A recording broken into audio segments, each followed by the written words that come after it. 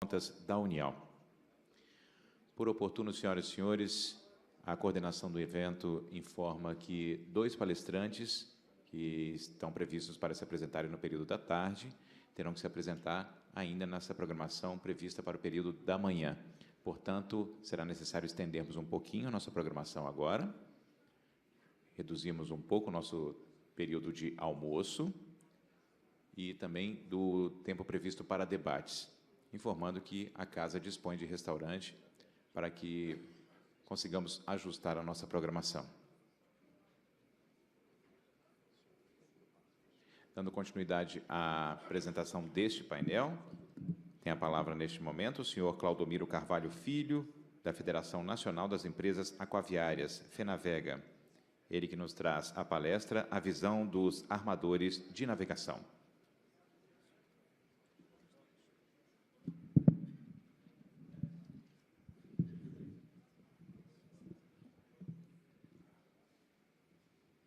Boa tarde.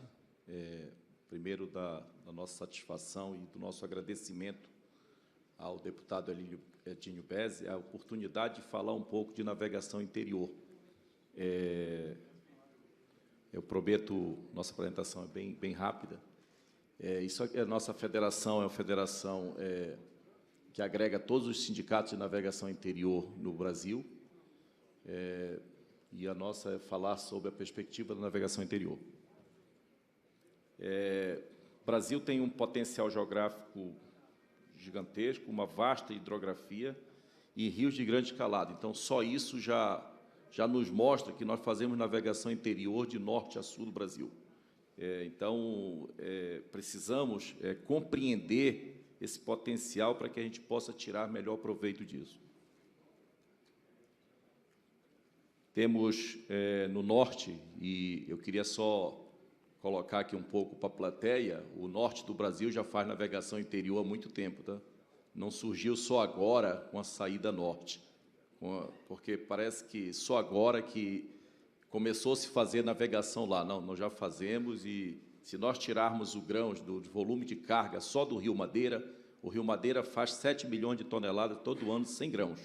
Com grãos a gente faz 12. Então, isso aqui é um comboio no Rio Madeira, é um comboio de 12 barcaças, mas nós já navegamos no Madeira com 25 barcaças. Então, temos um potencial muito grande, um baixo custo, e isso já foi falado aqui, somos ecologicamente corretos, é o melhor tipo de transporte. Para grandes volumes e para cargas de baixo valor agregado, precisamos ter preço competitivo. Então, só a previsão de investimento que o setor de transporte em navegação interior oferece, nós estamos falando de 2,4 bilhões de reais, o investimento que vai ser feito na região norte, em função, é claro, que da saída do grãos lá. E ele é muito bem-vindo, porque isso muda toda a nossa forma de fazer navegação na região.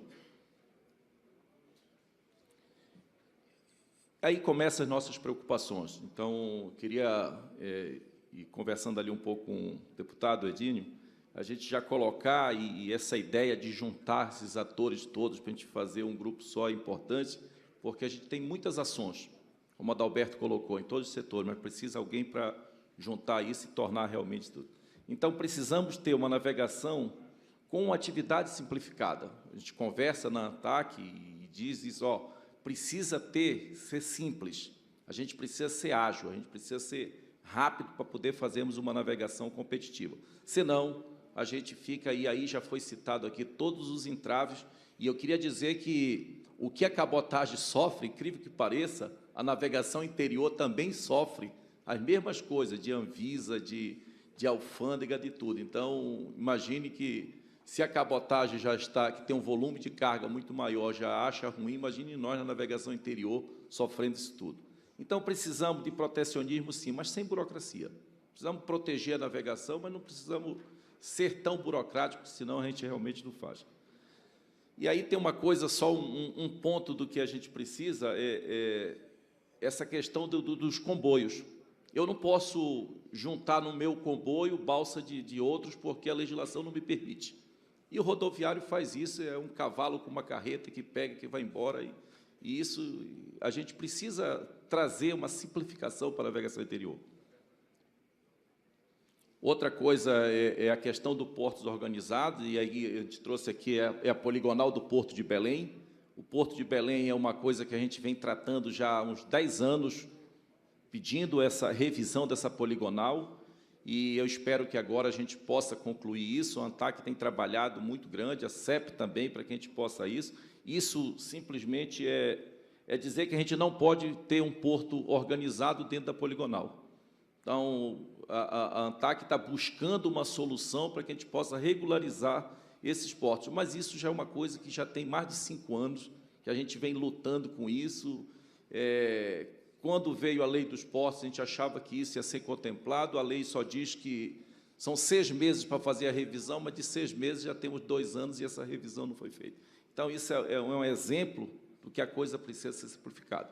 Sem terminar, não vamos fazer navegação interior. Não tem como a gente fazer navegação interior eficiente se nós não tivermos terminais onde atracar. Agora, pelo outro lado, um terminal de navegação interior não pode ter a mesma burocracia de um terminal de cabotagem ou um terminal de longo curso. Precisa ser simplificado.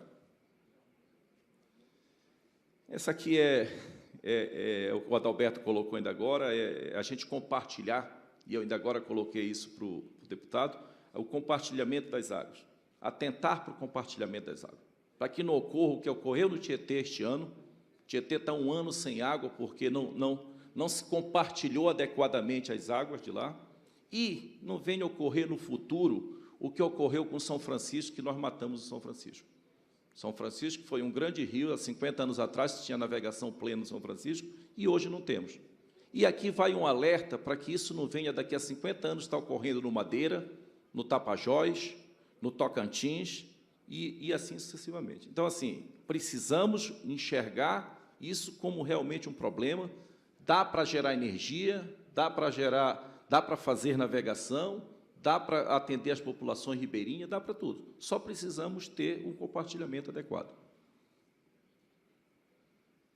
É a questão que eu falei da simplificação da norma para a gente ter terminais portuários, principalmente na Amazônia.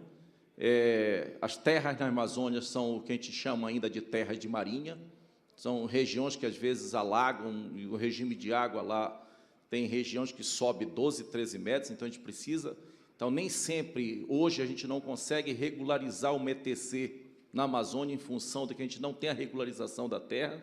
Então, precisamos ter. Cada município ou cada local que tenha gente precisa ter um terminal, precisa ter gente, precisa ter porto. E isso precisamos de uma norma simplificada para poder a gente atender essas populações ribeirinhas. Então, isso aqui é uma foto que mostra como é que a gente descarrega e como é que a gente carrega a carga na Amazônia. É na beira do rio, é um barranco, que a gente encosta e tira a carreta, põe carreta para poder. Então, precisamos de norma simplificada para poder a gente atender isso. E aqui é a nossa carência, e aqui é uma foto bem emblemática lá do norte.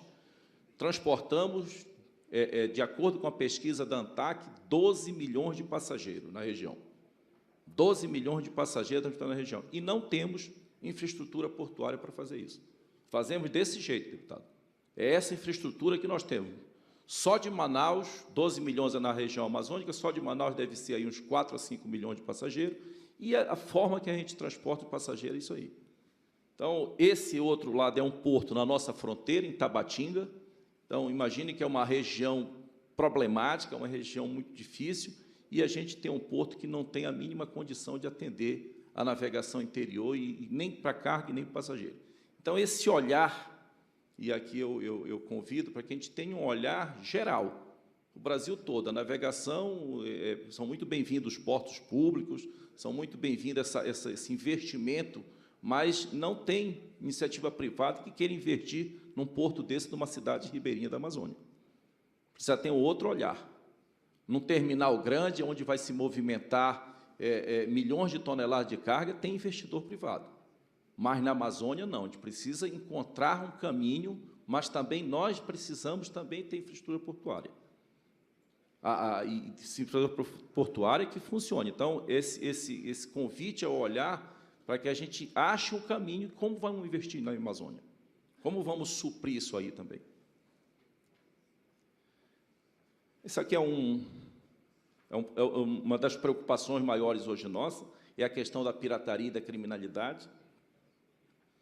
Estamos numa região de fronteira, onde somos um corredor do tráfico de droga, estamos e precisamos ter presença de polícia nos rios. E aí quero trazer um outro assunto que a gente já vem debatendo, o Adalberto conhece esse tema nosso, que é a gente pensar em ter uma polícia federal para os rios, nos moldes do que nós temos a polícia rodoviária. Nossos rios são rios internacionais, são rios federais, então precisamos ter uma polícia com uma abrangência maior. Só as polícias estaduais não dão conta disso, do que está acontecendo, tanto no nível de pirataria, de roubo de carga mesmo, prostituição infantil, como no tráfico de droga.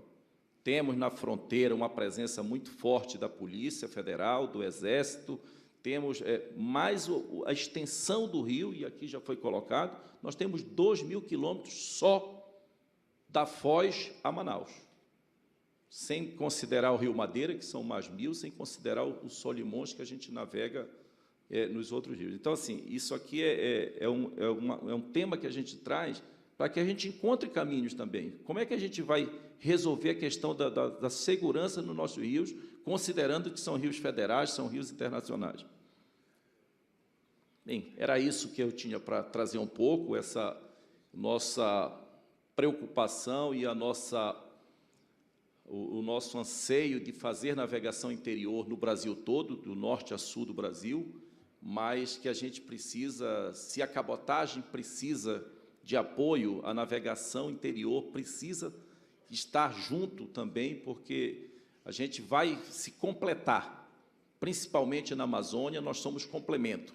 O navio chega e essa carga transborda para as balsas e a gente penetra nos rios, para os altos rios, como a gente chama, que é para atender o Acre, atender Roraima, atender Rondônia. Então, é isso um pouco do que a navegação interior vem trazer a sua contribuição para esse seminário tão importante, e somos muito agradecidos em poder participar.